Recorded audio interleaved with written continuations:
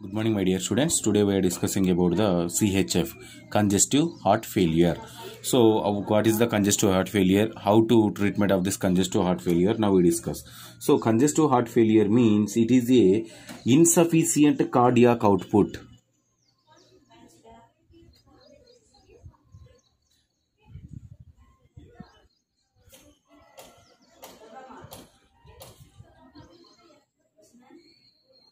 Insufficient cardiac output is known as congestive heart failure. How to produce the cardiac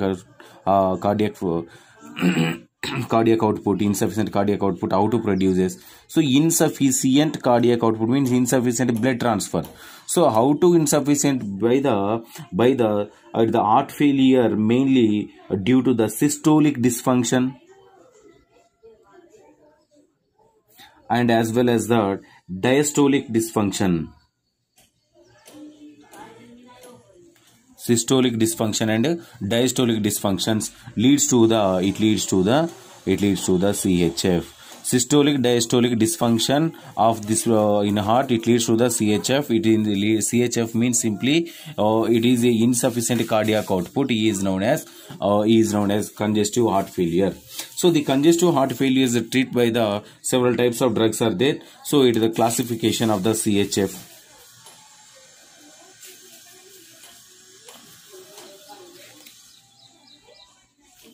Classification. So what are their classification? It is several types of classifications are there. So one is the first one, sadism, entropic drugs.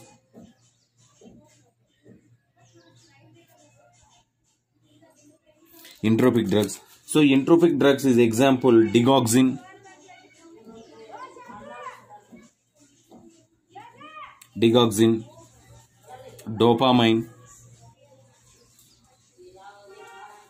dopamine. These are all example for the entropic drugs. And the second one is diuretics. Second classification is the diuretics. We are already discussed about the diuretic drugs. So diuretics example is furosemide,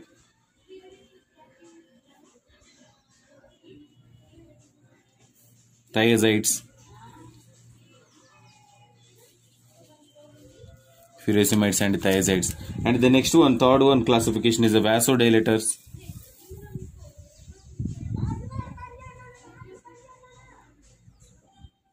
Vasodilators is example ACE inhibitors,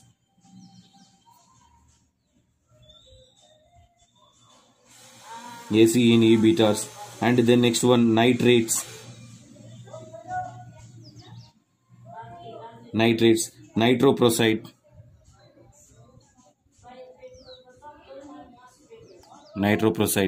the next one beta blockers,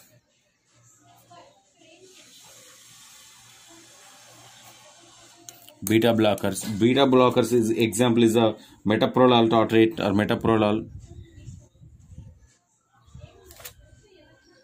metoprolol, and the next one, fifth classification, ACE inhibitors,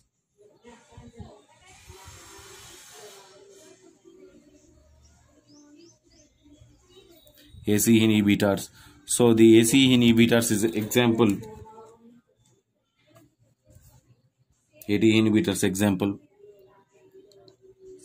spironolactone. These are drugs are used for the treatment of the congestive heart failure. So in here we discuss about the digoxin.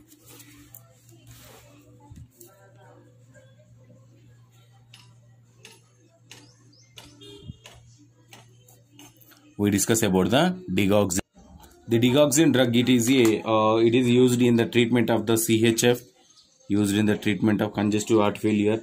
So it is a colorless white crystalline powder. It is a colorless white crystalline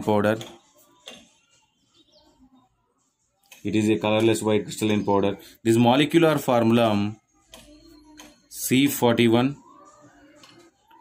H64 O14 O14. And the next one, it is a the digital. It is a digitalis preparation. It is produced from the digitalis. It is produced from the digitalis, especially digitalis lanata. Digitalis lanata plant. It is a digitalis lanata plant. So, what is the mechanism of action?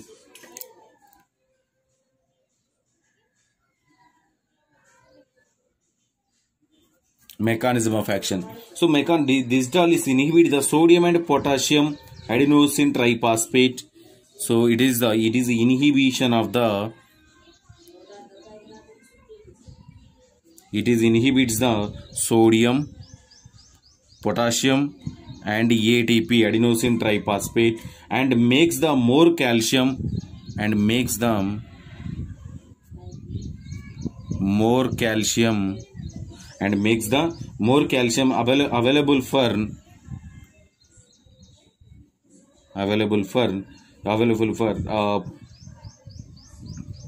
proteins, and increases the cardiac output, and increasing in the force of contraction, increase the force of contraction. So the heart going to contract the blood. In case of this is, for example, this is a heart. In heart, it contains the total blood. It is contracted. This in my hand, this look like a heart. It is the once the contract, this inside of the blood going to outside. So increases the cardiac output by the particular inhibition of the sodium and potassium, and as well as the ATP also. This is the mechanism of action. And the next one, what is the dose? So adult dose is a 0.25 to 1.5 mg per a day. 1.5 mg per a day. And the next one, what is children dose? Children dose is it is give the 10 to 20 mg per kg body weight. Sorry, 10 to 20 mg per kg body weight, 20 to 20 mg per kg body weight.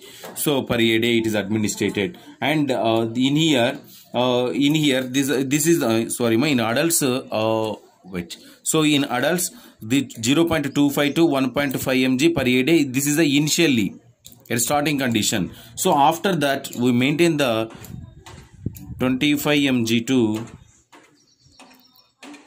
500 mg. 25 mg to 500 mg per a day we are using. So this is about the dose. And the next one, it is what is the administration route? It administered through the orally administered. It is administered through the only orally. So this is about the dose of this particular digitalis. And the next one, we will discuss about the contraindications. So what is the contraindications? So contraindications is the hypersensitivity and renal disease. And the next one, pregnancy, lactation, hypokalemia. So respiratory distress, these are all the contraindications. And the next one, what is the side effects? So its side effects is the blurred vision. And the next one, color vision defect.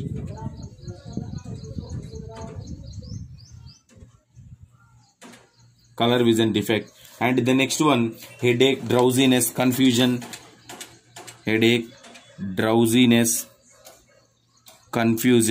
These are all occurred. Depression also, sometimes going to depression, vomiting, nausea. The next one, diarrhea, abnormal pain. These are all occurred in this particular drug. And the next one, what is the pharmacokinetics? So these are the drug is administered through orally. And the next one, in here, what is the distribution? It distributed through the blood and body fluids. blood and body fluids, and it cross the B3 blood brain barrier and as well as the placenta also. And the next one, it is metabolated in the liver. It is metabolated in the liver. And the next one, excreted through as a urine. What is the half-life of this particular drug? So half-life, this half-life is a duration action within 6 hours. Up to 6 hours, this is the half-life. And the next one, pharmacodynamics. Different types of pharmacodynamics occurs here. In here, for special effect on the CVS, it increases the BP, increases the cardiac output. And the next one, it increases in the respiratory system.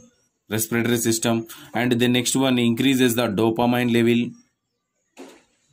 level in central nervous system. So these are all occurred in this pharmacodynamic characters. And the next one, what is the role of nurse? So role of nurse is that to give dose orally with or without meals. To give dose orally with or without meals. And the next one, advise the patient to take in food. Advise patient to take a food. Like what are there? Like banana, orange, and etc. And the next one, to monitor the pulse rate BP.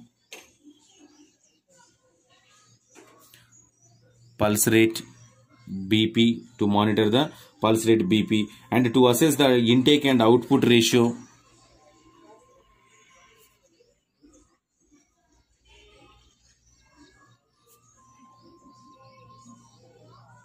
To intake the output ratio, and to monitoring the ECG, electrocardiogram, monitor the ECG. And the next one, to study the blood urea nitrogen test, study blood urea and etc. So this is about this particular importance of this particular CHF drugs. So if you have any doubts from this topic, tomorrow we will discuss.